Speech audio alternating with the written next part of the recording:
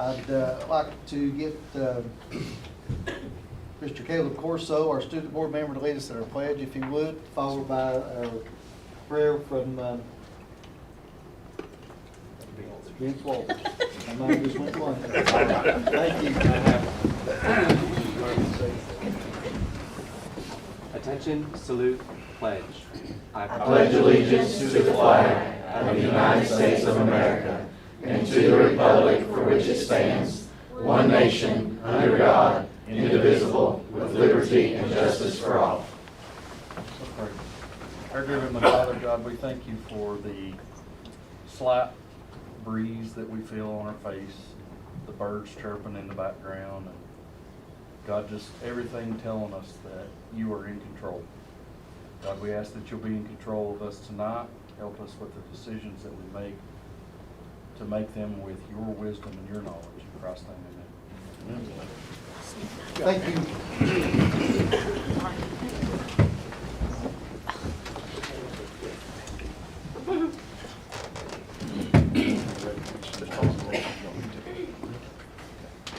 First on our agenda tonight, we have Tennessee School Board Association Board of Distinction plaque, and Mr. Steve Willis, Northeast District Director and Unicoi County Board Member, is here to present.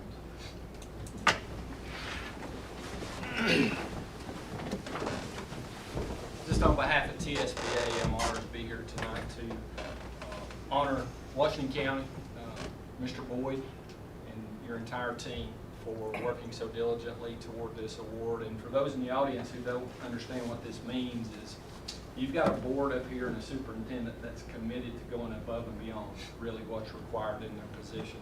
It requires a lot of planning and forward thinking. You can't just think about the issues that you might be facing today or tomorrow.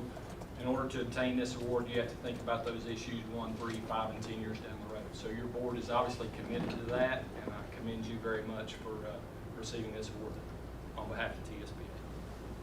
So I don't know if you want to get I think she wants to get it. Okay. I'll go.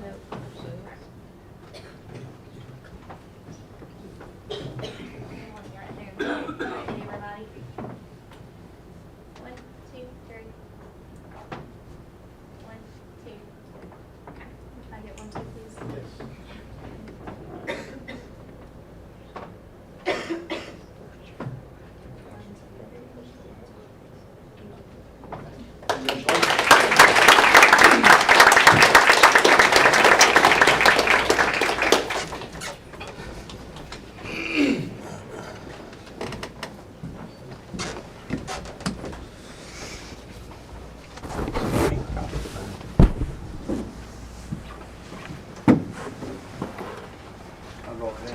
All right. Thank you, Mr. Willis.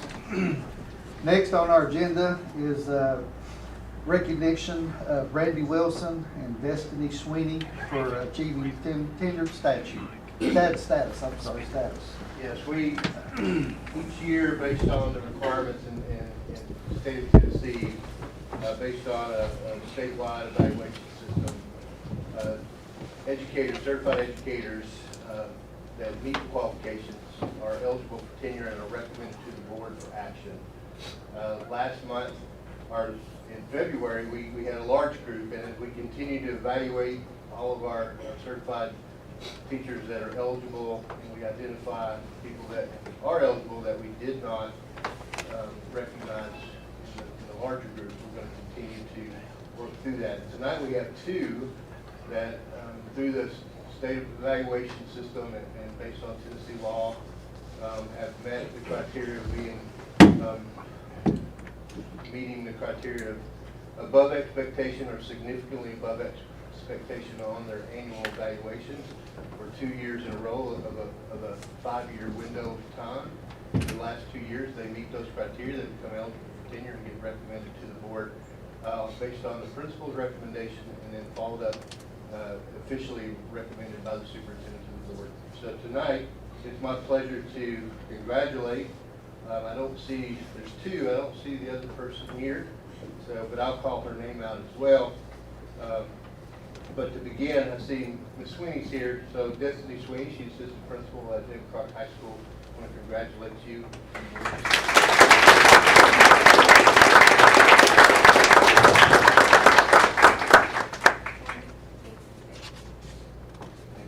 Congratulations.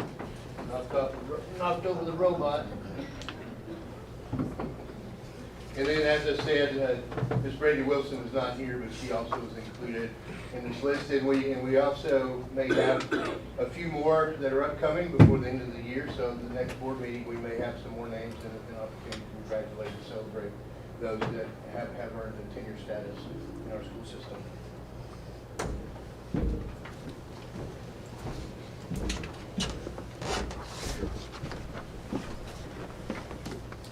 Thank you, Mr. Boyd. Next on the agenda is we've got several students from our high schools to give us our 2023 scope report. First, from Daniel Boone High School, we have Allie Johnson and Austin Reed. Y'all want to come up? All of them. Oh, you want them all? I think they're all at one time. Okay, and then David Crockett, Sophia Greer, and Reagan Shockley. All four of you want to come up and present? So we're going to turn it over to you all. You all spent the day engaged in the activity, and I do want to call out, we had two of our staff, our district school leaders that were chaperones, Dr. Jeff Gray and Ms. Stephanie Gray back there, that were able to be accompany these great representation of Washington County both high schools. Turn it over to you. I was hoping that each of us could share some of our experiences that we had this over this trip. My name is Allie Johnson. I am female representative from Daniel Boone High School. Going on this trip, I heard a lot about it at my school about like scope and getting to be a part of the school board. I was like, oh, that's something I want to do. That's something that I would like to be a part of. So getting to do this was a great opportunity, and I want to thank each and every one of you all for allowing this to just happen and providing for all of us on this trip. But to talk more about the trip, getting to be around people who shared some interests with you as far as being a part of active in your school system was an amazing and enlightening experience. I'm so very thankful for the people that I got to meet, and then hearing from people who are experienced in the field and like lessons that we learned through different workshops and different practice of being part of a school board. It was awesome. And then my favorite part was we were given topics that school boards around the state of Tennessee were currently discussing right now. And my group, we were split into groups of about 20 kids, and my group had the topic of if internet threats of any kind should be zero tolerance policies, which is a very controversial topic for some, and my group had to argue that it was a good idea. So we sat there and we talked about it as a joint group and making a decision, and it was a really awesome experience to be part of. And then I was chosen by my group to participate in the debate rounds against other groups. So I worked with another girl from a different group, and we formed our argument, and we went up on the stage in front of everybody, presented a clear argument, and actually won our debate round. So, but it was, I am part of my high school's debate team, so it got very competitive to say the least, but it was really awesome and a very enlightening experience. So I want to thank Mr. and Mrs. Gray back there. They were really awesome and cared for us while we were there, and I want to thank each and every one of you. Thank you. Thank you. I'm Austin Reed. I'm the male representative of Daniel Boone High School for the SCOPE conference. What I want to say was a very eye-opening experience for me. I got to experience the inner details of how the school board works, and I got to see how intricate everything is. And like Ali said, we were put into smaller groups, and my group was actually going against her argument. And unfortunately, we did not win. But we did have a good time coming up with arguments that we could use, and I did get to meet some amazing people who participated, and all around it was just an amazing trip. And I want to thank Mr. and Mrs. Gray, and also my principal of Daniel Boone High School, because they introduced me to this and they asked me to do this, and I think it was just amazing that I got the chance to have this honor to speak in front of all of you guys, and I just want to say thank you.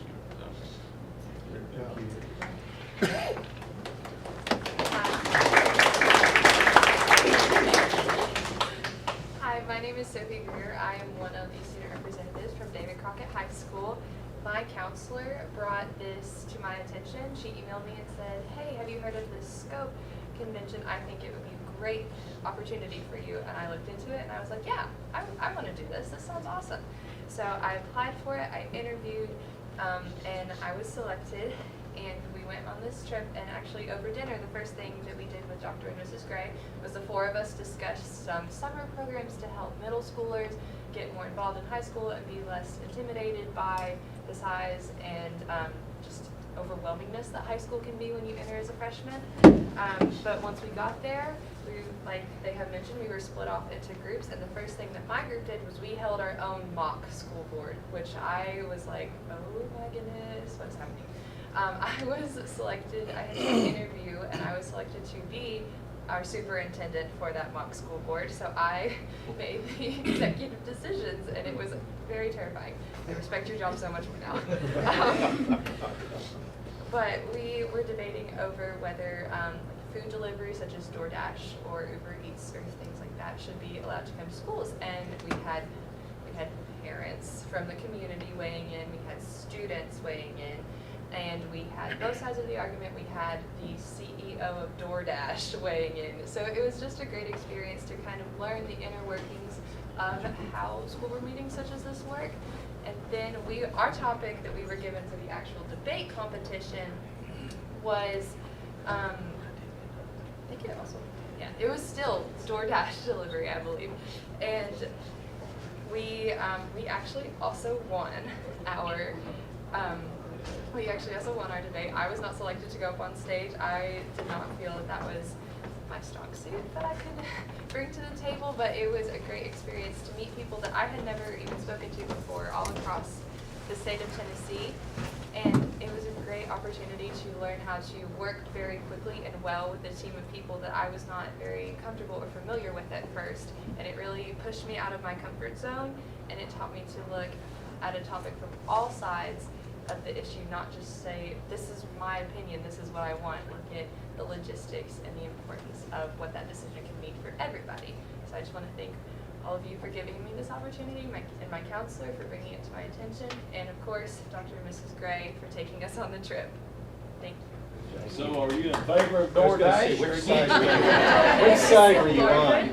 Which side are you on? Don't Right. leave us hanging. I'm sorry.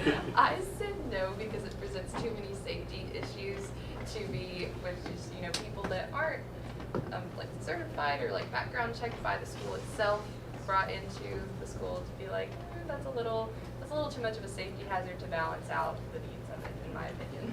And who won? Yeah. Which side won? My side, the safety concerns. Great. So my name is Reagan Shockley, and I'm one of the SCOPES representatives for David Crockett. I want to thank you all for the opportunity to attend the SCOPES conference. You all have a very difficult job.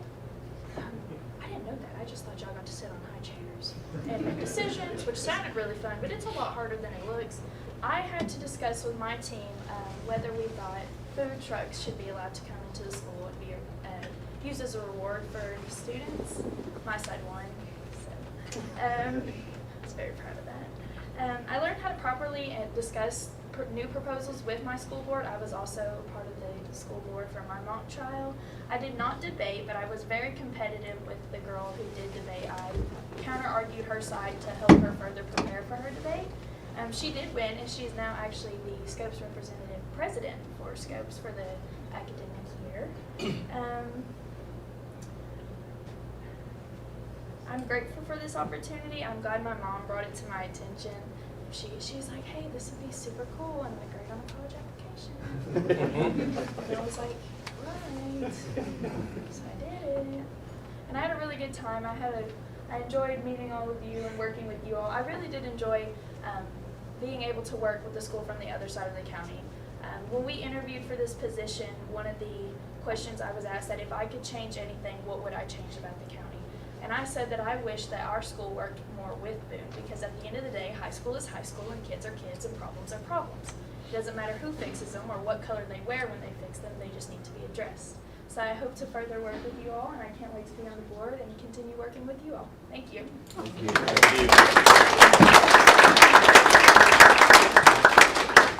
I think we have some certificates to Ms. Sullivan. Thank you.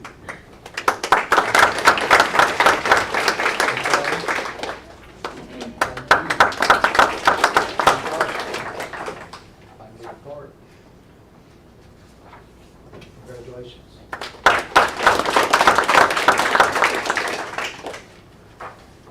And Ms. Reagan.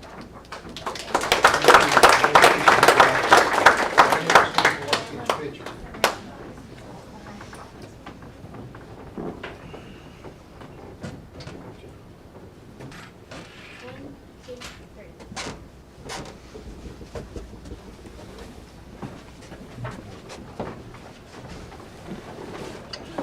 Thank you all. A lot of acronyms in the education world. SCOPE is Student Congress on Public Education, or Policy and Education, excuse me. And great opportunity for our students to engage in civil discussions and be a part of that process, even though it's simulated. And it sounds like it was a good experience. And the other thing that was mentioned too, our SCOPE delegates for this year, like Caleb and Raven behind me here, who are currently school board members, they attended. They will be our student school board members for the next school year. So looking forward to our current school board members finishing the year out. They provided some insight on how to continue to make their role as student board members even more engaged. So looking forward to moving ahead. Thank you, but thank all four of you for your participation. Congratulations. We have a special guest tonight, Miss Olivia Castle. She's a junior at Daniel Boone High School, and she won the 4-H State Public Speaking Contest. We'd like for you to come up and tell us your speech, if you would.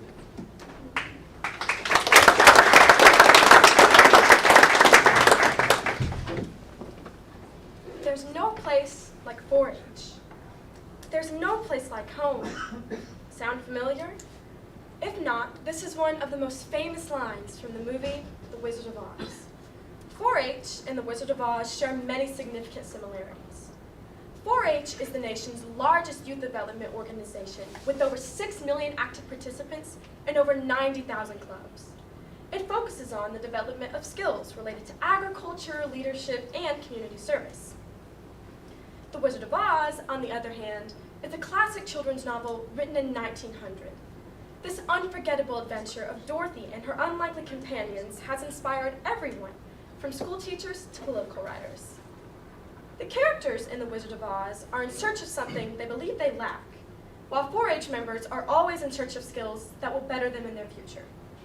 Both have been around a very long time and seek to bring out the best in each of us to help us overcome personal challenges.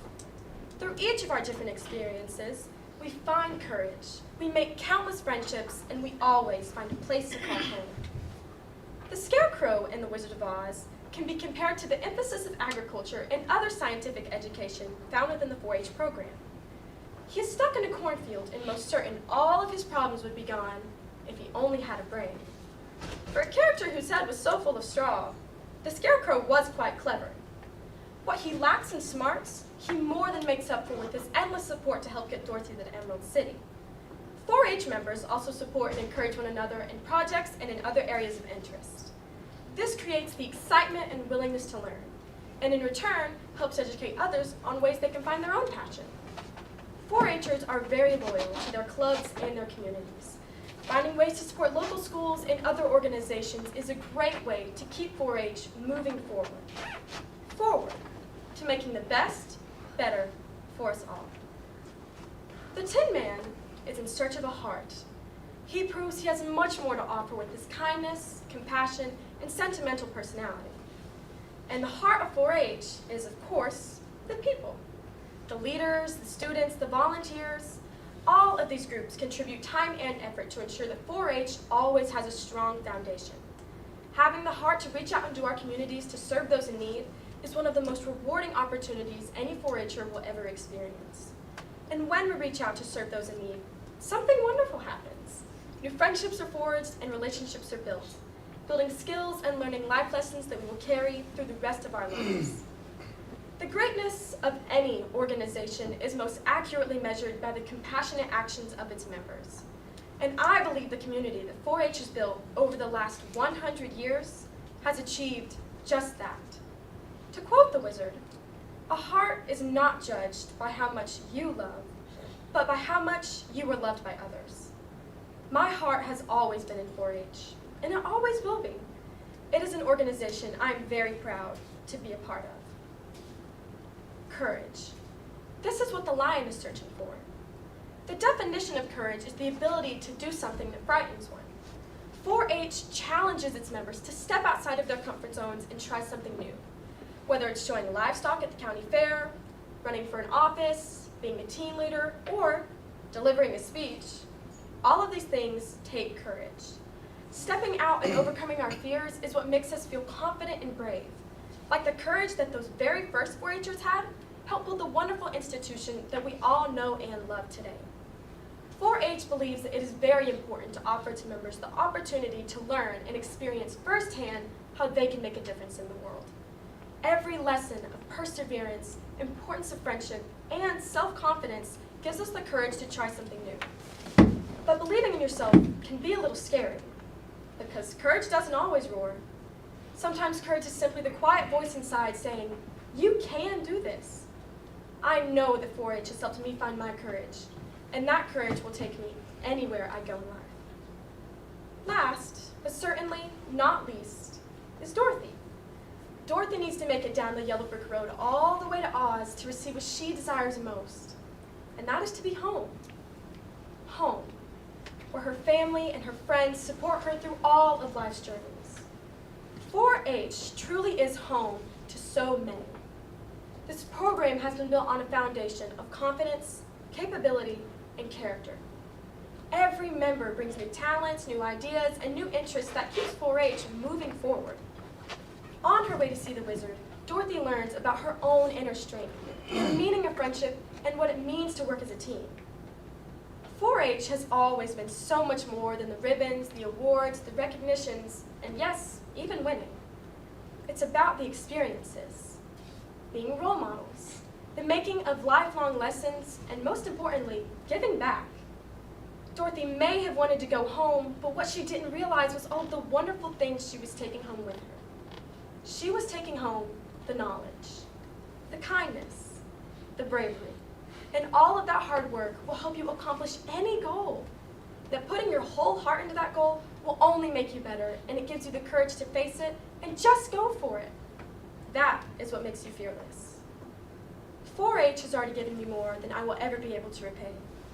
It has helped me dream bigger, experience more, and make a bigger difference than I could have ever imagined.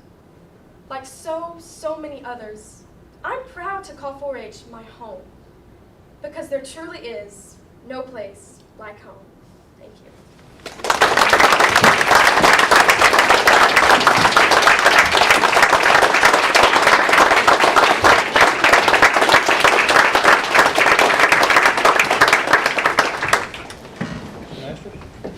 If I may, I'm sure all of you, as well as myself, will never watch Wizard of Oz without thinking of that marvelous presentation that we just heard. Thank you. Ms. Walters.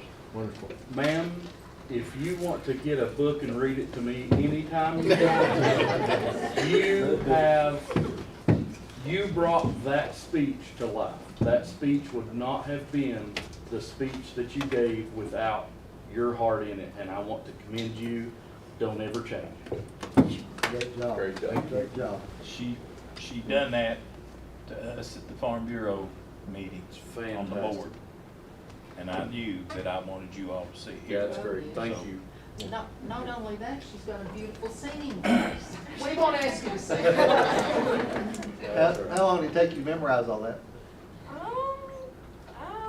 It's a long time. I'm sure. It was great. That was amazing. Great job. Great job.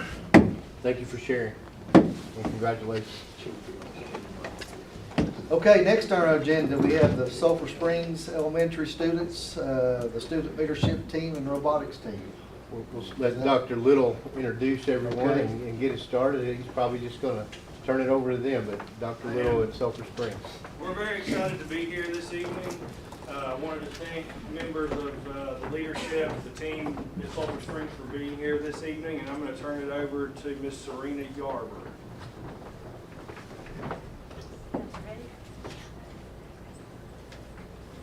Good evening. Thank you so much for having us. My name is Serena Yarber. I'm the Library Media Specialist at Sulphur Springs. And I have some members of the student leadership team who are going to share with you about the transformation that has been happening at our school for the past 2 years. So without further ado, I'm going to turn it over to them.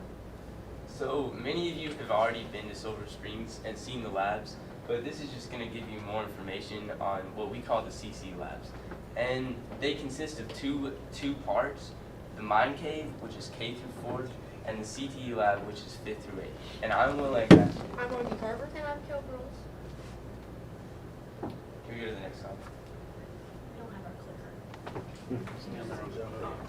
It's on the podium if you Is need it it. still on the Somebody Oh, take it. Miss Ashley had it. Dr. Davis stole it. So the CC Labs have been a journey for everyone here at Sulphur Springs, and throughout this journey, we want our students to start dreaming about what they want to be when they grow up at a young age. So the CC Labs provide access to things like the VEX robotics and the Oculus systems that you will demonstrate here in a second. And so this gives kids a desire to want to come to school because they can learn about their likes and their dislikes. And so lastly, the CC Labs provides networking, which is what we're doing today. You guys will get to do a demonstration, and we will get to create connections and relationships outside of school. So next up, we have K through 12 connections. So we want our students at Sulphur Springs to be thinking about what they want to do in high school and later on in life, their whole journey through Sulphur Springs. And the CC Labs just help us to make this possible. STEM. So we want our school to be as STEM-oriented as possible. And the CC Labs just help us provide our students with more hands-on opportunities to learn. So we can really give them this STEM learning experience. Elective focus. We want our students to be thinking not only about what they want to do in high school, but what electives they're going to take, and specifically what classes they want to do. And the CC Lab just help prepare our students for which electives they're going to take by kind of giving them a preview about what each elective has to offer and what they'll be doing in each one. High school readiness. So this one applies directly to the CTE lab, and what this does is we don't just want our students to be prepared for the decision of what electives they're going to take, but also the curriculum, expectations, and environment of a high school classroom. And the way the CTE lab prepares our students for this is it has classes from Sulphur Springs travel up to the high school, and classes from the high school travel down to Sulphur Springs to teach our students about what they're doing up there and what it will be like, and also so our students can get a feel for themselves about what they have to expect when they get up to the high school. So we can learn academics in the CC Labs through outside of classroom learning. Because sure, we do learn a lot inside of the classroom, but that's just pen and paper. In the CC Labs, we get to learn through engineering, problem solving, trial and error. And it allows us to apply technical reading, writing, and numeracy to the real world problems that we will see in the labs. And this will allow us to expand the way that we perceive the engineering strategies that we will be taught later on in high school. So this is the vision statement made up by parents, students, and faculty at Sulphur Springs, which is Sulphur Springs STEAM leaders are empowered to solve problems. And us as a student leadership team have created an action statement, and this is what we want our school's reputation to be. And that is we are respectful, confident, encouraging, and kind.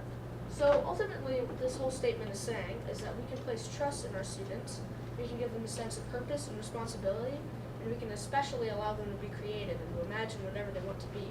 And as one of the representatives of the student leadership team, I can say that we are definitely allowed to flourish in these three characteristics in the activities that we do throughout our school. So thank you for giving us the opportunity to come here today, and I'm going to turn it over to Ms. Young.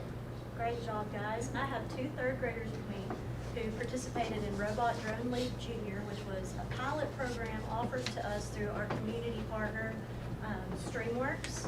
And they got to compete on February 4th. We were one of only 3 schools in the region that got to participate in the pilot program, and the only one in our district. So I would like to introduce Oaks Armentrout and Noah Asbury. Hi, my name is Oaks Armentrout, and I drove the Spiro RVR. During the competition, we had to go through obstacles and retrieve beacons. During the competition, some things went wrong, but we just had to work with it and do our best and just work through it.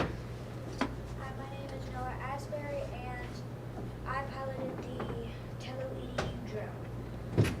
We had to fly through 3 readings, answer STEM questions, and fly over beacons to get points. It was fun, but it was also very challenging. And now I will do a story.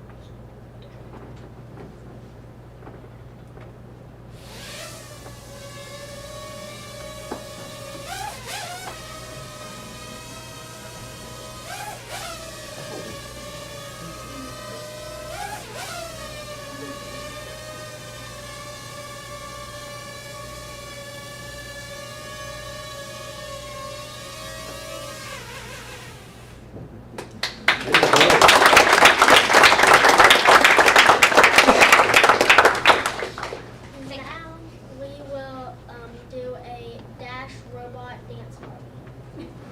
Give us a moment while we connect.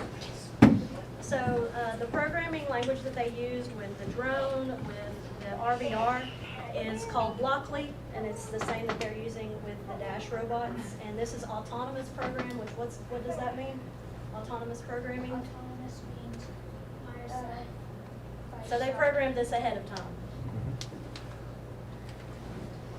You guys ready? You ready? All right. You're not ready.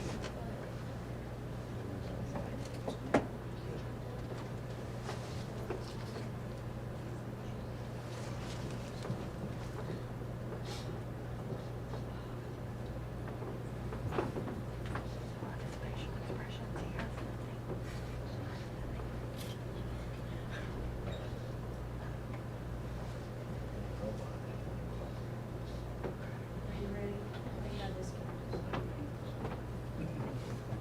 No worries. Okay. 5, 4, 3, 2, 1, go.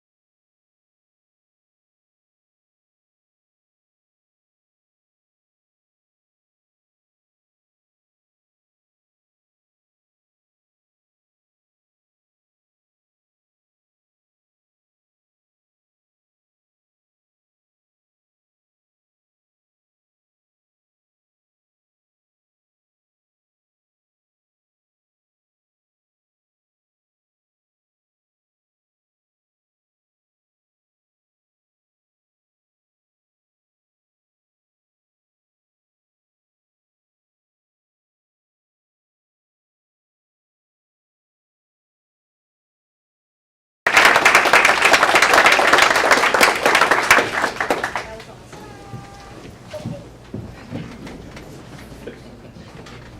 Playing music that's older than most people that's in here.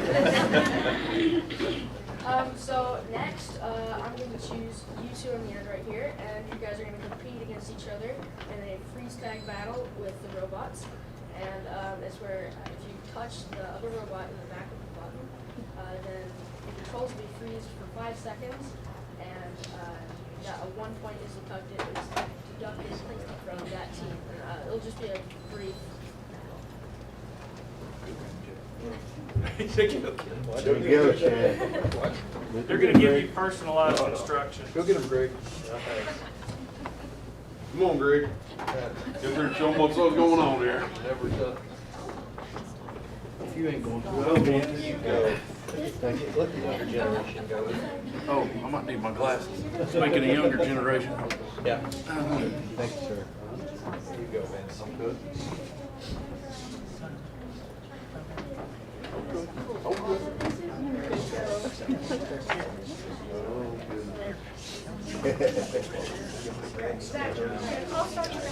Working this tractor. Put it in practice. That falls. So I'm gonna keep Game on, Vince. We ain't partners no more around here. We're friends except for right now. Come on. Alright, go. Whoop. Paul, you got me. Oh no. Well, I thought you was gonna be some competition there. Yeah, well. I think I'm trying to drive the wrong way there. Hey, I did better in driver's test than this. Now we're dancing. We're dancing. Hey, we got a dance, yeah. Woo! 1-1. All right. I'll just wait on you to get green again. I'll go keep you. Oh, the eyes. I'm gonna pause myself here in a minute. And show him your badge.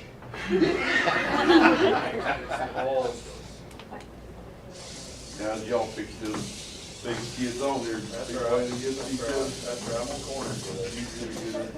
Show me where the edge is. Ram them. Go backwards. Like flying a helicopter. This is what we do to win the board of It's exactly what Steve was All talking right, about. guys, while they're playing with those, what we're going to be working on is we've started using these Oculus for career exploration. So those of you who don't know, I'll just wait. Tell everybody. All right, guys, so next up is we have started using the Oculus system for career exploration. Now that gives us opportunities to let students explore potential future careers without any sort of danger. I mean, as fun as I think it would be to turn every 8th grader loose with a fire extinguisher, this gives us an opportunity to do that in a controlled environment. So in front of you guys, Dr. Little was talking about wanting to show you guys what it looked like, and we are going to be casting on a screen. But before we do that, I have set up everybody in Oculus right in front of you. It is a different experience for those of you who've never done it. So you can put the strap on around your head and look through it. You can hold it up with one hand and use the controller for the other. You should be in a nice office space looking out a window. So in front of everybody, you have your Oculus. You can go ahead and grab that. There are 2 hand controllers. Hey, the beauty to set. I'm just chilling. That works. Wait, is it on this? Is it going to be on this one? Yeah. I don't know. You haven't asked me that before. Got an office, yeah. That's why I'm saying things. Everybody in office? Nice office. There. That's it. Yep. Just like that. Yes. And then slide. Right. Yep. Yeah, absolutely. How was yours? I didn't have a hard time with 5 to 10. So I had to like explore. I can't even tell. I know, I can't even They still did it. I didn't get off like till about 5. Okay, what are we waiting on? And the meetings are at 5:30. So I'm ready. So part of what we can use these for is we have a few apps on there to where students can go in and be in a robotic automated shop. It goes over safety standards, what you might see in the workforce and potential careers.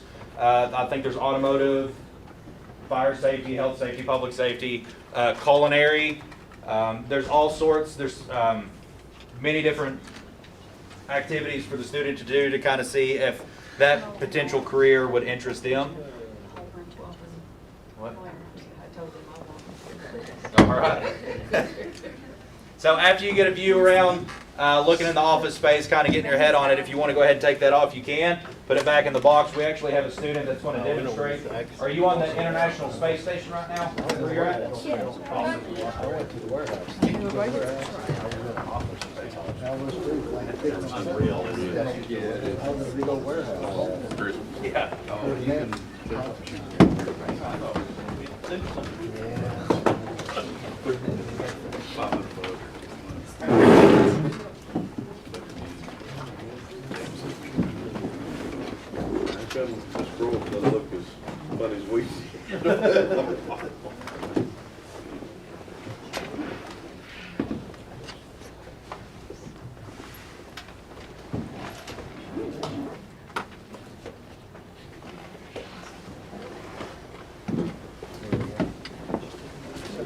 She's got cats.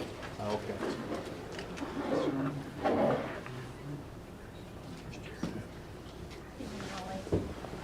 There we go. That's what she said. She's in the space station.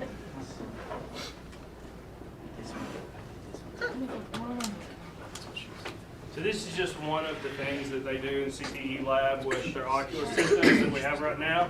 But they can go in, they can actually explore like a space station, or they can explore, being in a shuttle, and they can experience what it's like with the zero gravity with the headset on, and they can do all the movement in there. And you can see her hands, and she's grabbing handles to control herself through the spaceship so that she can pull herself where she's trying to go.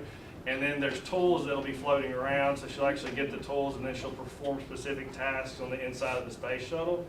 And this is just one of the things that's provided access and engagement to our kids that they've not otherwise had. Not every kid has an Oculus system at home, but whenever we can provide those inside of a school, they're amusement park types of experiences for kids that they have a lot of excitement about coming into the building, and it's just new experiences, different way to engage them.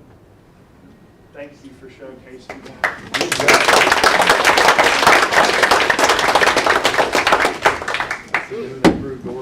If any board members would like to look further into this, just shoot me an email and I'll be happy to show you the trainers that we have for our students. Thank you, that's great, thank you. After doing this, I'm going to pass around this bag. It has 3D printed keychains that we printed in our own 3D printers at our school. And you guys can just pick one, pass it around, and then you can take it home with you. Thank you. Thank you guys very much.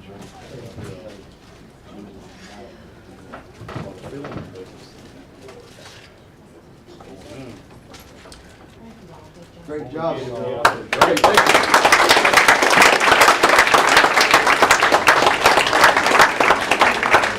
Thank you guys for having us. If you have any questions, just let us know and we'll answer them. Thank you very much. Wonderful job. Thank you.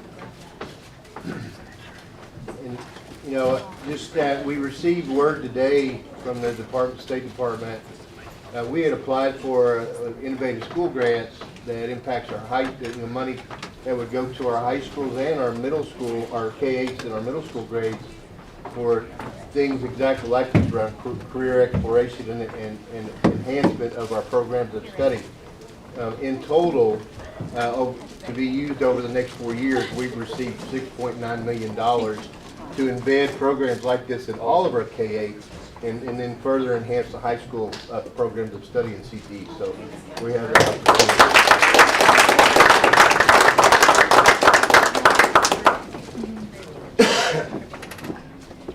Thank you, Dr. Will. Thank you all very much. Thank you. Great job. Thank you. Students did an outstanding job.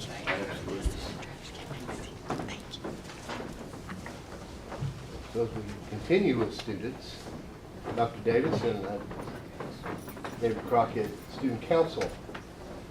We're really excited to be here. The students have made a major impact at David Crockett this year. And so I have 4 ladies here tonight who are our student council officers, one of which is at the HOSA competition, so she was unable to attend. But at this time, I'd like to turn it over to Peyton Lewis, our student council president.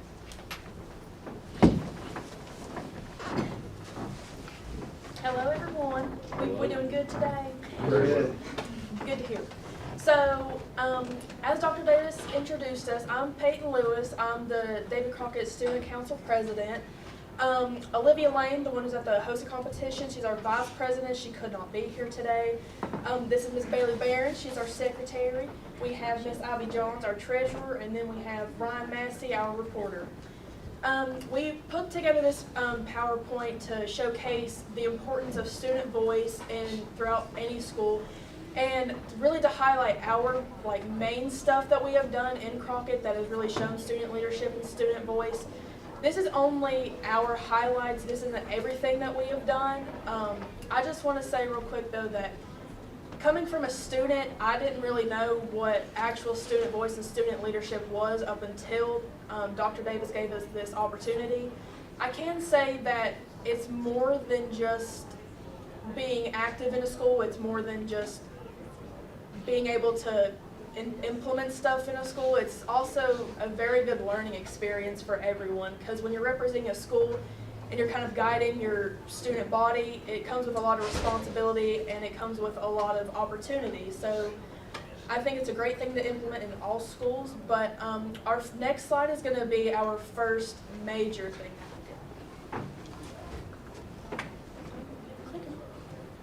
So our first major event prior to student council is our senior parking spot painting day. A group of senior students from our school noticed that other parking lots at schools were colorful and fun, and they wanted to be there. So they came up with a proposal and presented it to Dr. Davis. After this was approved, our students and their families were welcome to the school 2 afternoons after school. And you can see the pictures we painted, our parking spots, and now our parking lot is a lot more fun. And so this event led to our student advisory committees and our student council, as we're here today. And at the end of the year, before graduation, as our final event, the seniors will be welcomed back to the parking lot for our senior blackout day, where we'll prepare the parking lot for students for next year. All right, so following the parking spots, we had to figure out a way to organize all of this student voice and student activity. So we decided to bring back our student council. We first started out in student advisory committees, which is where we all signed up to come in the library and discuss with Dr. Davis things that we can do as far as students within our school building. So in order to implement student council, we haven't had it at Crockett for many years. I think it's 5 or more years. So bringing it back, we had to figure out a way of how to make this a fair game and an even playing field. So really we were trying to avoid it being a popularity contest. So our first thing that we did in our advisory committee was we thought about ways, and we decided on a way where everybody would have the chance to run. And so what we would do is we all had to make a speech. And we went to the library and we presented our speeches to each other, and at the end of our speeches, we all voted on the top 10 people who we think we did the best. Those top 10 people were the ones who were able to run for an officer position. So we took our speeches, we put a little bit into a slideshow that we made, and within the slideshow, we would have to depict why we think we would be a good officer and some ideas that we wanted to implement at Crockett. These slideshows were sent out to the whole student body anonymously, so that they wouldn't know who we were. They would be picking strictly based on our ideas. And so within this Google form, they would pick which slideshow would go under president, vice president, and all that. So in our slideshow, we picked the top 2 positions we'd want the most, so that way that it would be fair that we would get the ones that we picked. And so this process is also how we're going to be using it for future students who want to be in the student council.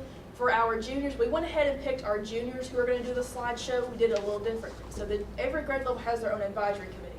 We took the juniors, and they had to give us their speech. And they didn't have to do a slideshow yet, but we picked based on a resume, a speech, and an interview of who would be able to run for an officer position. So next year when they're seniors, they're going to do the same thing we did. The anonymous slideshow, we're going to send that to the whole student body.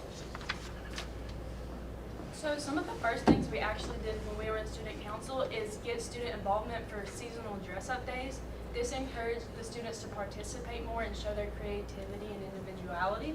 So as a student council, we also set it up as a fundraiser for our new club so we could get funding. So we made a contest, so the best person who dressed up won, but also it helped fund for our new club and got the word out there. We also partnered with the Digital Arts and Design CTE class at our school to print off our flyers and our dress code because we wanted our dress-up days to go along with our school policies as well. And it really helped improve people just involving spiritually or not spiritually, but for school spirit, but it just improved a lot. And because we are a new club, we have no money. So we decided to reach out to local businesses, and we made our own little flyer or like a paper for them with our sponsor signature on it saying that this is for a good cause. So we got gift cards donated to us to give to the winners. All right. One of the next things that we did isn't strictly student council, but I felt like this was an important thing to put on the slideshow because this whole pizza oven right here was done completely by students from the bottom up. The only thing that we got donated was the wheels and tires from Discount Tire. We reached out to them, and the little tail lights. We could not make those, but we bought them, we put them on there, and we had little LED lights under there. So what we did, we have a Skills USA club at Crockett, and we decided to involve all of the CTE departments in this competition to make something for the 2023 Battle of the Bills competition. So our director, or like our leader of Skills USA, I guess you would say, Mark Good, he said that we took Boone's Pizza Oven and brought it to Crockett one day as a way of celebrating our Skills USA club. And he thought this would be a great idea to do for the Battle of the Bills competition. So he gave us the idea, and each department worked together to assemble the pizza oven. So I wrote the business plan for it, that's why I can speak a lot about it, but at the competition we tied for third, but at the end we got the Chairman Award, which meant that other than the score sheet, we were the judge's favorite project. We had the best presentation, we had the best overall idea of our project, and they said this is like one of the first times that the Chairman Award didn't go to the first place winner. So it was a very exciting moment for us, and usually at the competitions, when each school brings their project, they usually sell it to like the construction builders that come and judge us. We decided that we're going to keep our pizza oven and we're going to turn it into a business at Crockett. So we're going to do like an event like every other Friday. We're going to be selling individual pizzas that students can come and customize, and we'll make it for them. I think we estimated a profit at selling $10 for an individual pizza that's 9 inches. So we have it all worked out. We're really excited. We're having an interview on Monday at around noon, and a lady from the press is going to come and ask us to explain the whole process, and we're actually going to make the first pizza there. Y'all want some pizza? Be ready. Another event that Student Council put on, we worked along with our Student Services Department at Crockett, and for the first time ever, we congratulated our early graduates. So on one of their last days of school, we had them come into the library and we had a little party celebration for them. The Student Council officers put together goodie bags with the important dates that they might miss since they're not going to be in our building anymore, and some reminders, and the teachers came and congratulated them for their hard work and encouraged them for their next steps, because many of them are already in college and doing college classes. We also congratulated them in front of our entire student body. So after the library celebration, we moved to the gym where the entire student body came, and we recognized them for graduating early and being high achieving. So since this was our first time ever doing it, we decided to make it a tradition, so future classes, their early graduates will be able to do the same thing. The student council acknowledged students in this 4 less days of school, and that was called Don't Ditch Day. And it was a 5th period dedicated just for social interaction. So we did volleyball, basketball, cornhole, and we even had concessions. And this was the first time that student council has recognized students with good attendance. So we hope that we can do more so people want to come to school. Okay, so again, within our student advisory committees, me and Olivia usually meet with the underclassmen in their meetings to kind of see what we need to hear and what we need to help them to get to achieve. And this is just some of the reports that we heard back from the students and what they heard from students out in Crockett. So one of the biggest things that they said was that they felt safer here at Crockett this year than any other year that they've been here. And that was really good to hear, because fighting got really bad with every school in Washington County. So the fact that they said that they feel safer, it made us feel really good. So another thing that they said that they really liked was that there's more school involvement, and that they've seen more stuff offered about clubs and about other opportunities like sports that they could have at Crockett. A next thing that they said that they really liked was that there's more structure throughout the whole entire school. So that includes classrooms and the hallways. The rules and disciplines are more strictly enforced, and that they feel like that's really helping everybody come back together and really focus on education rather than just kind of nodding off. Another thing that we were really proud of was that our attendance was starting to come back and be really good again. So we were looking at the data, and our chronic absenteeism rate went down by 10%. And we talked a lot about that, and the Don't Ditch Day was our first way of thinking about bringing everybody that want to come back to school. So we're going to have other brainstorm from other events that we could have to support something like that. And everybody also said that they were really proud that David Crockett High School's overall image improved throughout the school and in the public eye. Dr. Davis has done really good about sending out press releases and getting us in the news, getting all of our good reputation out there, because Crockett is a really good school, but negative always gets out first before the good stuff. So we're really proud of that. Right here is our papers or our charts that we do in all of the meetings. And so we depict successes, challenges, and ideas. So we go over successes because we're doing that really good, but then we go to challenges. And we discuss challenges and what we want to see that's better. And then we talk about ideas that we want to do to help those challenges and to figure out ways how those challenges can become successes. On behalf of the DCHS student body, we want to thank you for your encouragement and drive to implement student leadership in our school. As a staff, faculty, and students, we have seen the improvements throughout our school, and we just hope that the things that we have done influence other schools around us and the future classes of David Crockett. Thank you. You guys have any questions? Thank you very much. How many people showed up at the original library to run for office?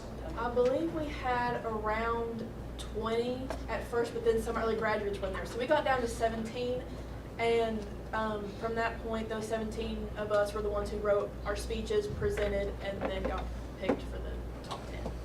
Congratulations. Thank you. Great job. Thank you very much. Wonderful.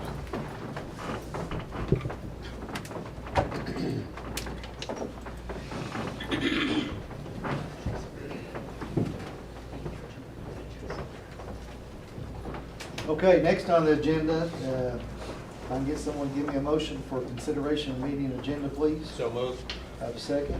Second. Discussion? Can we vote, Jennifer, please? Voting's open. Where sis? I'm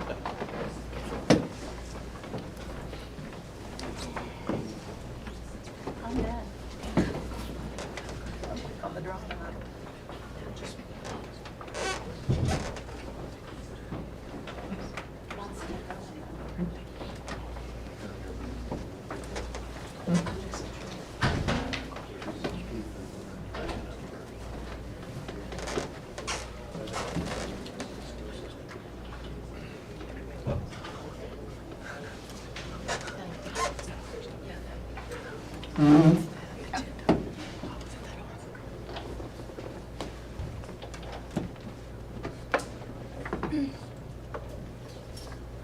All agree. Thank you. Next, if I can get approval for meeting minutes, please. Move for approval. Second? Second. Discussion? Can we vote, Jennifer, please? Voting's open.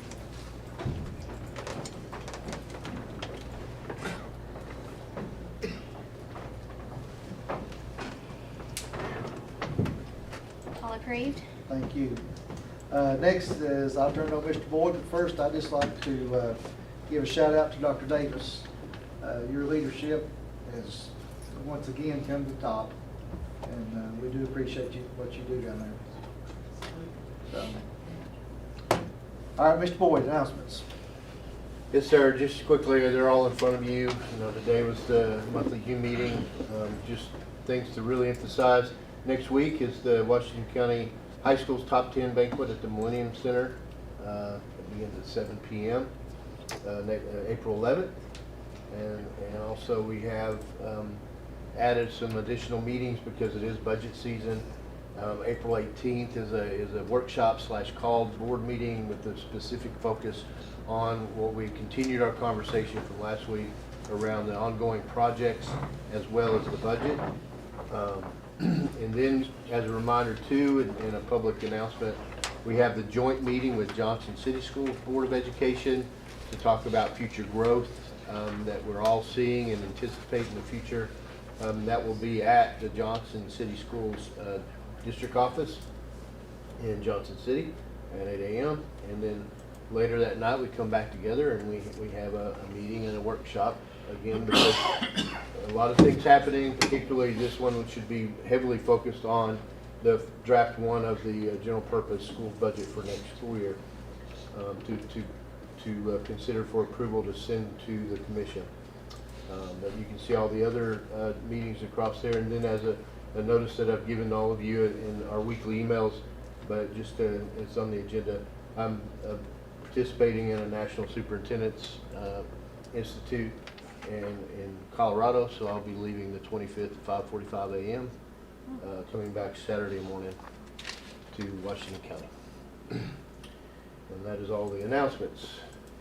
Superintendent's report, several items there, one particular, and then I'm going to turn it over to our student board members.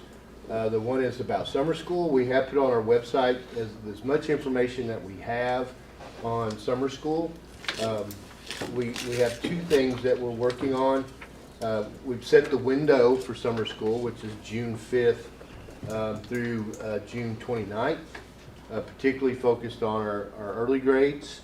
Again, as we've all talked about with the third grade promotion retention law, a heavy target of services will be on any students that are eligible for retention to have additional academic support in the summer so they can move on to fourth grade.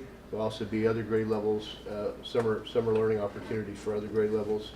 Something we're doing different this year, specific to the transition from 8th grade to 9th grade, is we're doing a freshman kind of a startup academy at the beginning of the school year. That's the next item. If you can throw that up there. The Rising Freshman Jumpstart Week. You know, the transition to high school, as mentioned by our students earlier, you know, can be a little overwhelming. We're trying to provide a week to lead into the start of the school year for freshmen to receive some orientation to the buildings, to schedules, to just expectations, and be a little bit more familiar and ready. And as it's intended to be, it's a jump start for our incoming freshmen. Instead of doing a summer school focus at the end of the year, we want to get them the momentum early to begin the school year. So that's the intent this year with the jump start. Do we supply transportation, or? Yes. We do supply transportation? Yeah, and it is. I can't read it. Yes, yes, sir. Okay. So we certainly hope we have great participation. We think it'd be beneficial to all rising ninth graders. And with that, we have two of our student board members here with us tonight, Raven and Caleb, and I think Raven's going to start off with a quick presentation.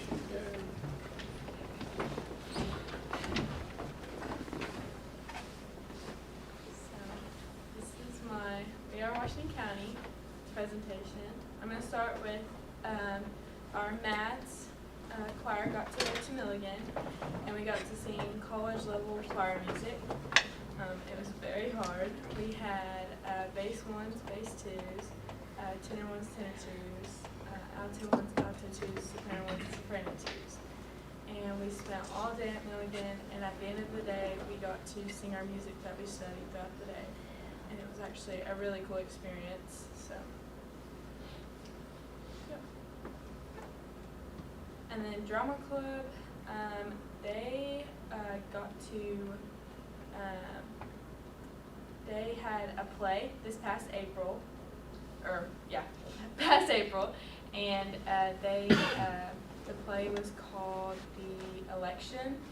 And they've also gotten to do a bunch of other stuff like go to ETSU and go to Milligan and watch their plays. So we have a CNA program, and there's one at Daniel Boone and there's one at David Crockett.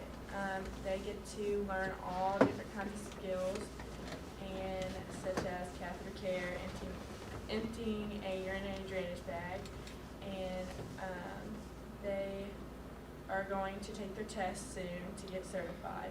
And I just wanted to showcase them because I was in it last year, and I know how much hard work it takes to do a program, getting up at 5 in the morning, getting up at 4 in the morning to go do clinicals, and it's hard work. And they were selected to do this job because they are caregivers and they're very good at their job. HOSA had their blood drive. We do this every year, and students get to donate blood, and it saves 3 lives every time you donate. And you also get a free shirt after you donate, so that's also positive. And the CNA students and the EMT students help with this. Kiwanis Spaghetti Dinner. Key Club helped with the spaghetti dinner, and we also sold the tickets for the spaghetti dinner.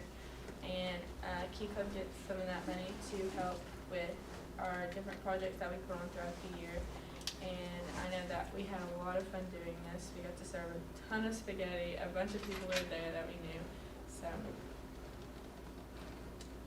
and then Key Club hosted a book drive, and I think we collected over like 300 books, and we donated it to all the elementary schools in Washington County. So, and we also get to read to them, each elementary school. So, wrestling had a good season. We had 2 medalists, Gabe Farrell and Jake Farrell.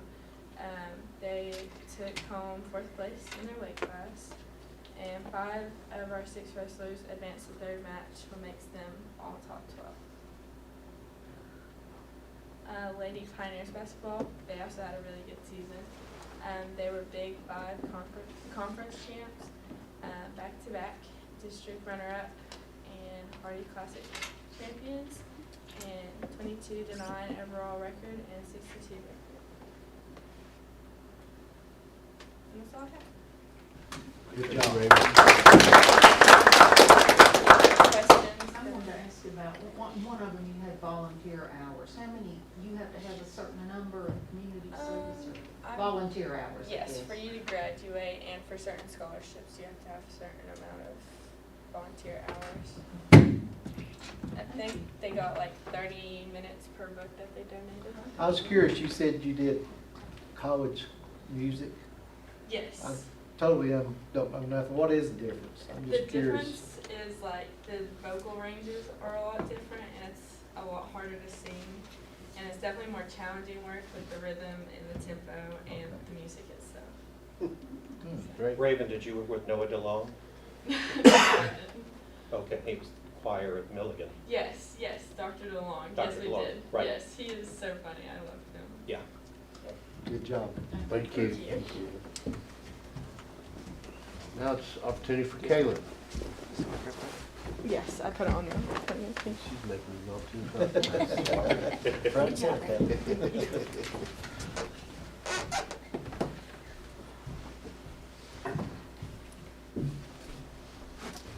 Alright, good evening. This is my We Are Washington County presentation for the month of March 2023.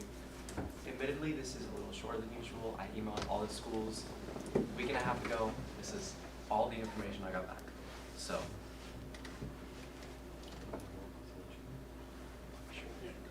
okay, so as Sulphur Springs came in earlier, they mentioned that they have a STEAM Mind Cave, and they recently received a $5,000 TVA STEM grant for that. So it reads, we are preparing our students for amazing careers in STEM thanks to a grant from TVA and BBI. The grant has allowed our STEAM Mind Cave to provide additional resources to help our students excel in the fields of science, technology, engineering, and math. This would not be possible without the support of TVA, BBI, and Bright Ridge.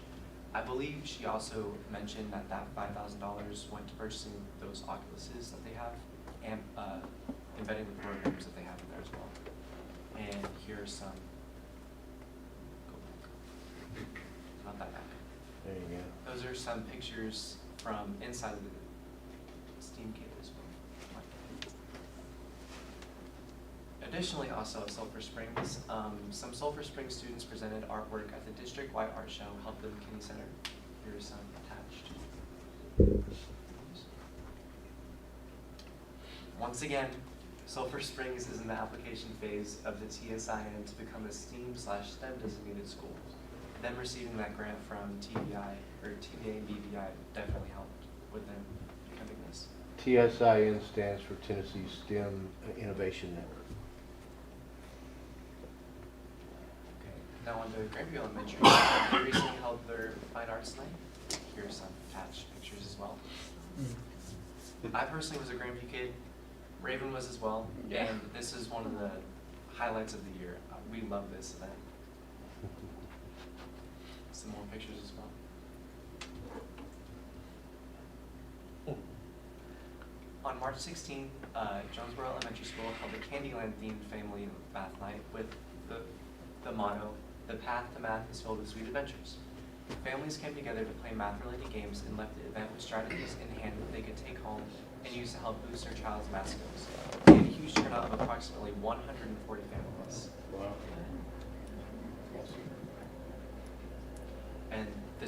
my 2023 March We Are Washington County presentation. Thank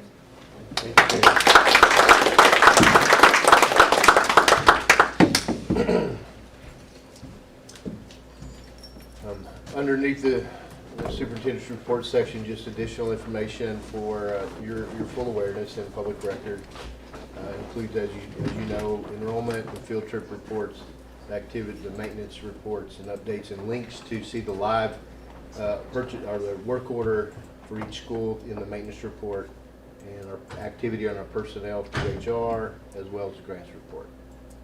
And on grants, Ms. McKinney is very busy at this time of year, both with managing grants as well as pursuing new grants, including some after-school grants we're looking at. And she also was involved in the Innovative Schools grants with the $6.9 million that we received confirmation today. So, a lot of activity going on in grant writing and grant management. Other than that, turn it over to you, Mr. Chair. Thank you, sir. Next on the agenda is consideration of consent agenda, please. Make that motion. We have a second? Second. Discussion? Let's vote, please, Jennifer. Voting's open.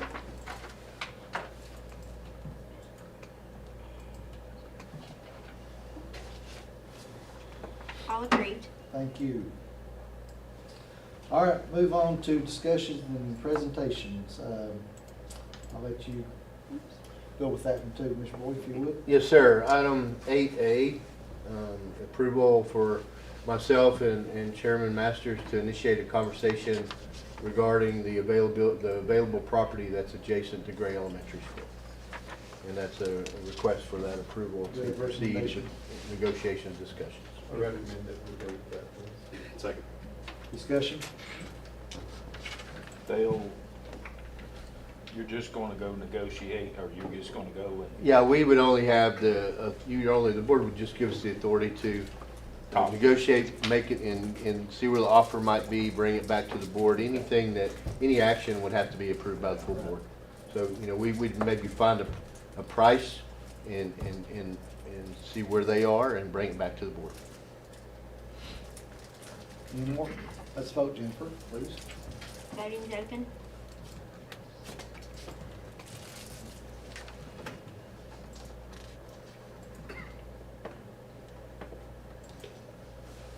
All approved. Thank you.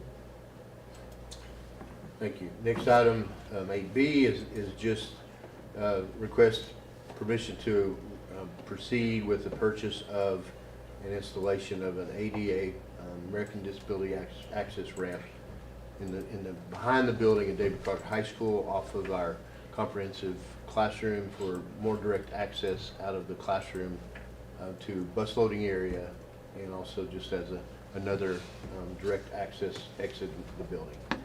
It is a prefabricated aluminum steel that would be installed. Meets all requirements, and this would be funded. That we're seeking funding through ESSER dollars.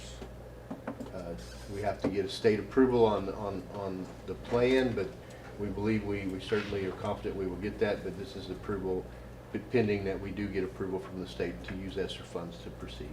Move for approval of the ADA ramp. Second. Discussion? Let's vote, Jennifer, please.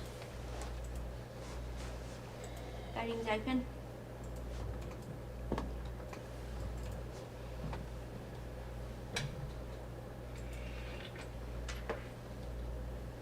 All approved. Thank you.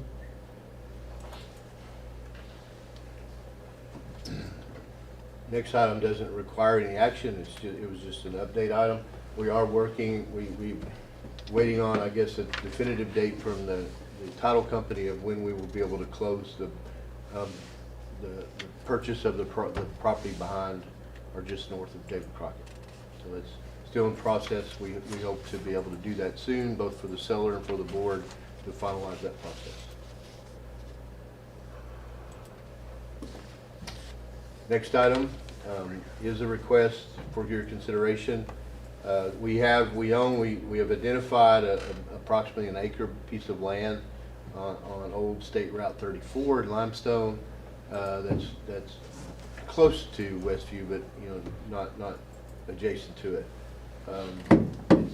It's on the highway, and recommendation is I've requested approval to sell that property. We have a recommendation, Mr. Flair? Would it be wise to go ahead and say we'd open bids, you know, we'd take bids for that property, then open them at our May or June meeting? We give 60 days. We certainly can do a sealed bid sale and not involve a real estate agent. We can proceed in that way. We would advertise it ourselves and take sealed bids, and then it would come back to the board whether or not you would accept any of the bids. I'd like to make a motion that we open bids up for this piece of property and seal, and have them returned by June 1st, and open them up, you know, June 1st, and then we'll for it to be presented to our board at the June board meeting. We have a motion, we have a second. I'll second, but I have some discussion. All right, discussion. Are we gonna set a minimum bid price, or should we? Well, we'll either approve or deny the, Okay. you know, Yeah. June 1st, but Any idea how much the property's been appraised for? We have not had it appraised. I mean, we can look at comps close, certainly to advise the board as you consider those bids. Or we could ask it to be appraised, but, you know, that would come with cost. Yeah, there's no tax document. No, school property. Now, it's been the board's property for some time. That's right. Yeah. It does not adjoin West. No, it's not adjacent and joint. It's down, Yeah. you know, down the road. It's off by itself. Best of my memory, I think the school acquired that back in 1800s. It used to be a school, and then it turned into a church. So the white building, the church, is that on the property? That is not the board's property. At one time it may have been, but throughout all of the historical information we have, it is not. There's about just under 1 acre, right, almost 1 acre, that still is the board's property. That, you know. I saw the building in the graveyard, I just drove by. Who's been maintaining it? church. It looks. I would imagine the church. Yeah. It was one of those. It came on the radar, and after some investigation by a citizen that was interested in that historical, archives, brought most of the information to us that after doing the research. But yes. They don't have to pay taxes either, then, do they? No, church don't. No. I'm just saying. So, but as in the sealed bid process, as has been the motion, again, we'll receive bids and the board will have final decision the final decision on if you receive it or not. So no need to set a minimum. You could just not accept any of the bids. Any more discussion? Let's vote, Jennifer, please. Voting's open.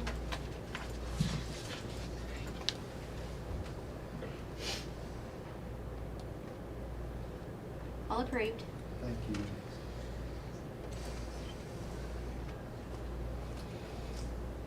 Next is our policy, and if I can get a motion to approve and to waive first reading and pass policy 6.4081, safe relocation of students on second and final reading. So moved. Second. Discussion. Let's vote, Jennifer, please. Voting's open.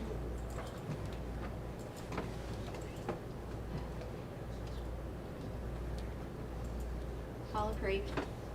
The next one is a motion to waive first reading and pass policy 6.415, student suicide prevention on second and final reading. Second, or make that motion. Second. Second. Discussion. Let's vote, Jennifer, please. Voting's open.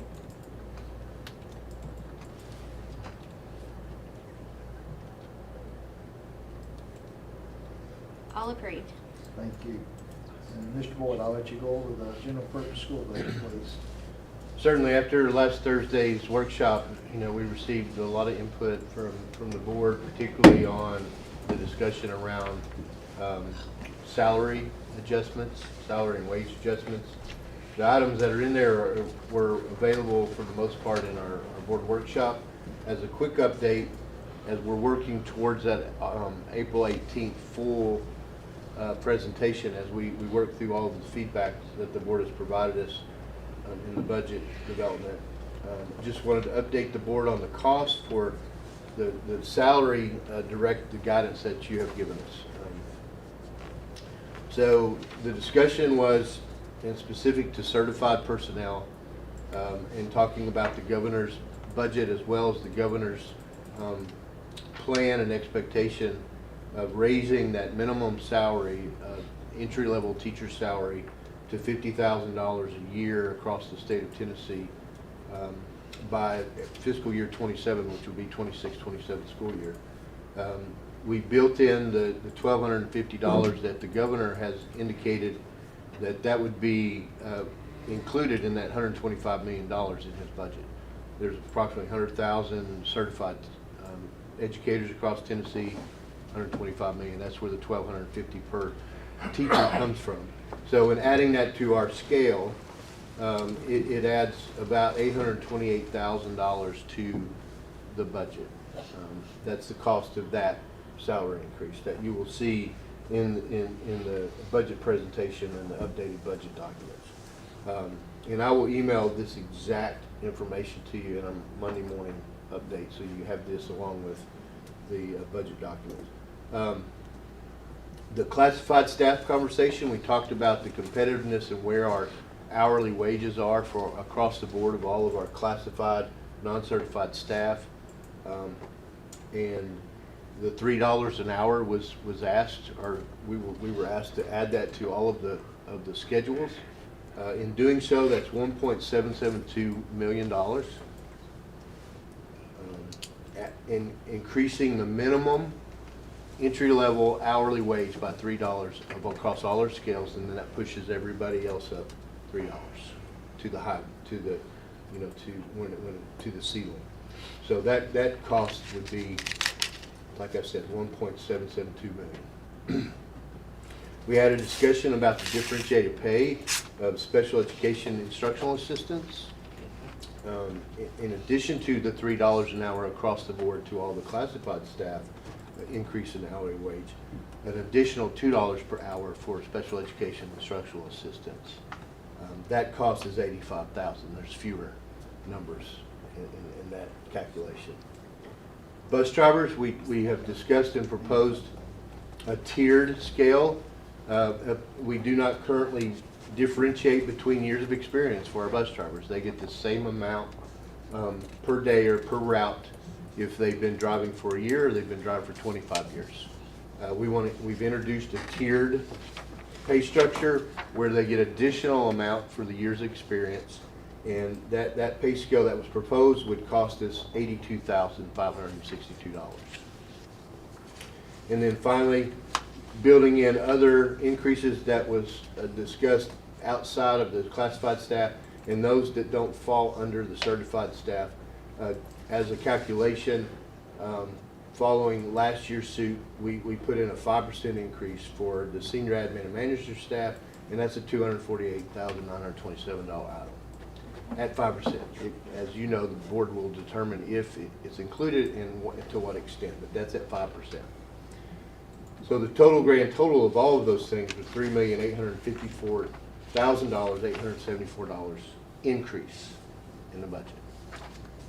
One thing that adds even more cost, in the special ed IA, we cover a lot of that through other funds, but it's a very fixed amount of funds through federal dollars to the state, the IA salary expenses. So that would, in raising that $3 an hour plus the $2 an hour for our special ed IAs, would exceed the amount available for any of those other funds. So we would have to pick those up with the general purpose dollars, and that would be a $452,000 expense. So the total budget increase just with these salary adjustments and wage adjustments would be $4,306,874. So you will see that number incorporated into the revised budget sheet, as has been, directed in the last conversation we had last Thursday. But it is a $4,306,874, and that the only fixed cost increase that includes is the annual step increase. There are other fixed costs that are non-personnel related that are also in the budget. So you will see all the detail of the data as far as the calculations and the cost incorporated into the next version that will be shared with you. Yes, sir. Did you all speak to the HUE committee today about all these mandates and stuff that the governor's doing about teachers and stuff? I updated them on the budget process. I let them know the range of, I reminded them we have 1,200 employees that we're discussing about raises and increases, just like other departments are, in that I gave them a round number of what we already are looking at. But did you say about the $1,250? I did. I mentioned the budget, the governor's budget, in the discussion about the certified teacher increase. So, can you tell me where, like, supervisory positions, where those fall in? Do they fall in with the certified? Do they fall in with others? Do they? It depends. If they're certified, say, for, and if she was in here, but, well, Dr. Adams is, I can pick on him. He's under the certified scale as a district level administrator. But then, and then under Dr. Adams' department, you have Mr. Patrick. He's non-certified, managerial supervisory, so he's on another scale. So if they're like in special ed and they fall under their certified, do they fall under? They're a certified teacher. They're under the certified scale, which they would be subject to that $1,250 increase. Okay. Yeah. They were included in last year's big transition to the new certified teacher scale that we made. So sorry. Yeah, I'll just talk Yeah, I mean, for example, special ed supervisor, that's a certified supervisory role. Now, the admin, which is, Admin. is that what you're asking about? Who's Supervisor, yeah. They're It's a much smaller group, and we can remind you of the list of everyone that would fall under those categories. Mr. Hammonds? I had requested $200,000 to up the portion to the sheriff's department Right. from 90 to 200. Did we add that in? It's not added in, but with the governor's release Monday, he's released and intends to put more money into school safety. The biggest portion of that money was SROs. Okay. And so we don't know the details, but we anticipate and hope it would increase the amount of money that would come to Washington County, and we would just flow that directly through to the sheriff's department. Okay, so we wouldn't need to ask the Washington County Commission for anything? It could be the case, but we're pretty optimistic based on the governor's proposal. And he has proposed to increase in school safety funds prior to the event in Nashville, but in light of that, definitely. Mr. Flainer? On the school list, Mr. Boyd, are you going to prioritize what all was on that list? Or, I know it's all important depending on who you ask. But We will. I mean, ultimately, it's the board's, but I certainly will provide recommendations, yes, sir, based on my prioritized list, working with Mr. Keller and others. Yes, Mr. Riddle? This, I think, speaks back to what Ms. Buchanan asked. So when we have our meeting for budgeting, can we just have clarification of what each salary structure falls under? Yes. Like a category, and I think you said that's what it is. Yes. That's on the 5%, is that what you're asking? Well, all of it. All of it. I want Okay. to see who falls under what category, Yeah. what jobs. And what- Just make it clear and specific for us. I just don't want us to get teacher salaries and then we have these supervisor salaries who are making like $500 less and they're working more hours. I don't want us to get in that situation where people that are, We're paying close attention to that. okay. As much as we can. The big shift that the board made last year does bump that against each other. I quite a know, bit. and if I'm looking at it correctly, I'm afraid we've got a few people in this category that are making $500 less and they're working 12 months. So that was, my concern was where did those people fall, because it was looking like they were kind of getting slotted on the For scale. the certified staff, including the certified administrator supervisory level, in my tables, I also have a per diem amount.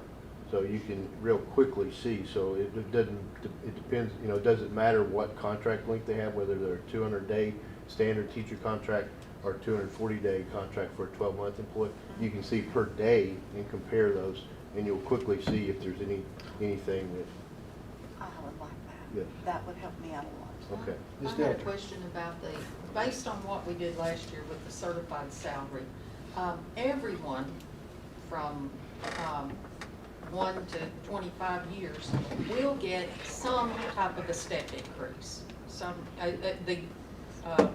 earlier a little bit more. The board set a flat step from year 1 or 0 through year 15 at 1,075.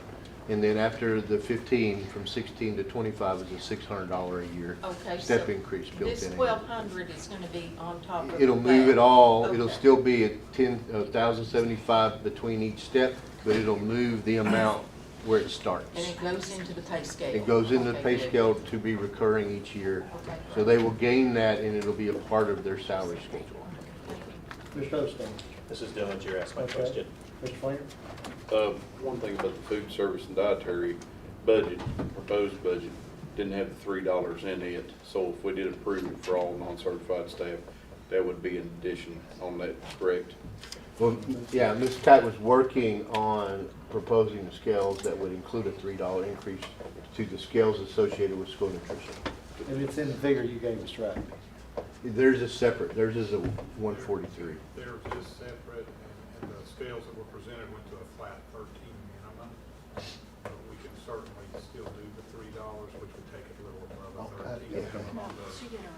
But Yeah, she's, remember our school nutrition is on its own fund, and so that's somewhat separate. What's been presented is 141, not the manager's 147. got a separate scale also on the dietary that was new Okay. as well. Keith? I would like Jared to come up here and pick up his equipment before he can go on home, because he's sitting back there waiting on us to get done. You guys take your time. He's, Sure. Yeah, he's got a baby at home and stuff, so. You're welcome to. You're welcome to come on, Jared. Thank you, guys. Or we'll just take them home with us and play with them. I was hoping you'd forget about it. Yeah, I was hoping you'd forget Yeah, it. that'd be They were fun. going to take them home, yeah. We could walk out to our cars trying to find them. Thank you. I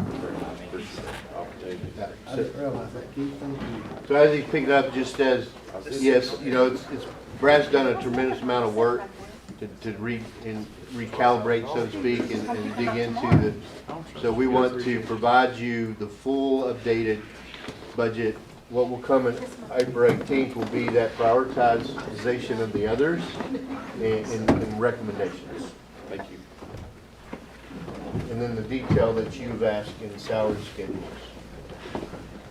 Mr. Chair, I just have a question. Are all the cafeteria managers salaried or are they hourly? They're all wage hourly. Yes, because they're considered classified. Mr. Osteen. Thank you. How does collaborative conference fall in to the certified scale? Is this the board's opening offer? There in is collaborative no conference? negotiation. I mean, there is, but as far as there has to be an acceptance by the collaborative conferencing team on the decision of the board, you know, it's good faith negotiations. They can reject it if they would like to and bring it to the board. You haven't met with them yet? No. The 3-year MOU has been approved. Right. Yeah, but certainly they'll be pulled into that conversation when the board gets to the point it's kind of finalized. And keep in mind, on the 18th, we'll go in a little deeper depth of this, so if you have any questions or, you know, anything we can discuss a little further than that on the 18th, so. A couple of items that's come in after our workshop we just need to approve. First one is purchase order for teachers' creative materials, academic department funded by TN All Corp grant, $11,941.08. Do I have a recommendation? So moved. Have a second? Second. Discussion? I just wondered if it would be appropriate just to loop all 3 of those POs up in one motion, or would it be better to You're welcome to, unless you have any questions, but you can make a motion, and then in discussion, you can get clarification if you have on any of the three items. Would you like to put that in motion, Well, Jay? can you, well, I'm gonna ask what it is, You okay? can, did you get that, Jennifer? Yes, I'll. All we're gonna three group together? them. Okay. Do we have a second on that? Second. That's just, discussion, Keith. I just wanna know what it is. I mean, it's academic department funding, what is, I mean, what's the is it literature, is it, what is it? He's open It is materials, instructional materials for teachers and literacy instruction through this company, as been recommended and requested from our teachers through our academic department. And if you'll see on the C, it's where they've asked them for a new dishwasher. Is that the dishwasher? Yes, sir. But the first item is instructional materials. Okay. Yes. Yes. The second item, and we're utilizing indirect cost funds to fund this for a second year. This is a financial management software. Essentially, it monitors return on investment of all these funds that we're spending and programs we're purchasing. And then the third item. So Jennifer said we need to do that separate. Third item from the dishwasher. Okay. Okay. So Whatever Jennifer said. that's what I said. Chad's motion was to group A and B. We have a second, and we'll go over C. Any more discussion? Let's vote, please. Voting's open.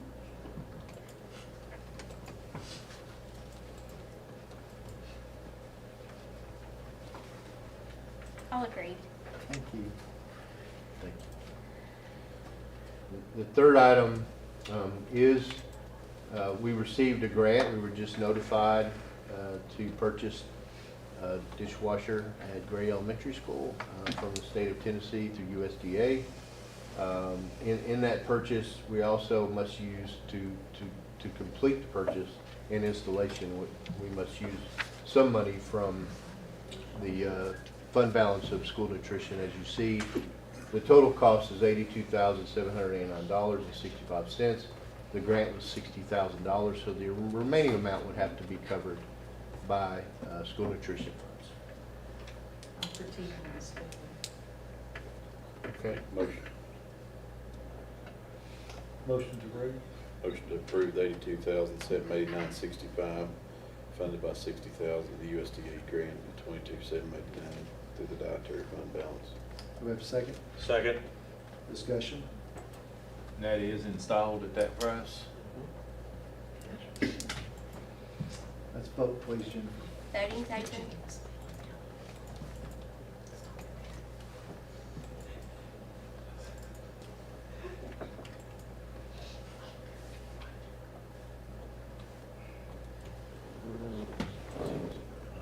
All agreed. All approved? Yes. Thank you. Ms. Hensley, did you have something tonight, or just come to observe? I came to observe and support my school, and I've missed a few meetings and singing with Milligan Choir. I know how tough it is. I loved it. And, Very difficult. But, you know, my alma mater, two ways, Crockett and Milligan College. It's just good to be here. Thank you for coming. Thank you. To have a few announcements, again, remember the 11th, that's our top 10, and our call meeting on the 18th. Also a reminder, if you have not, pick up your Lewis Group packets. It's in Jennifer's office if you haven't already. And the big one, Mr. Boyd started 2 years ago yesterday.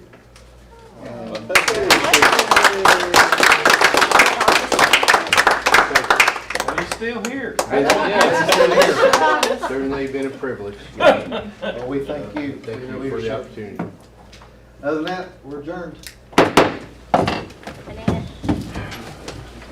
Annette, yeah. She called that one.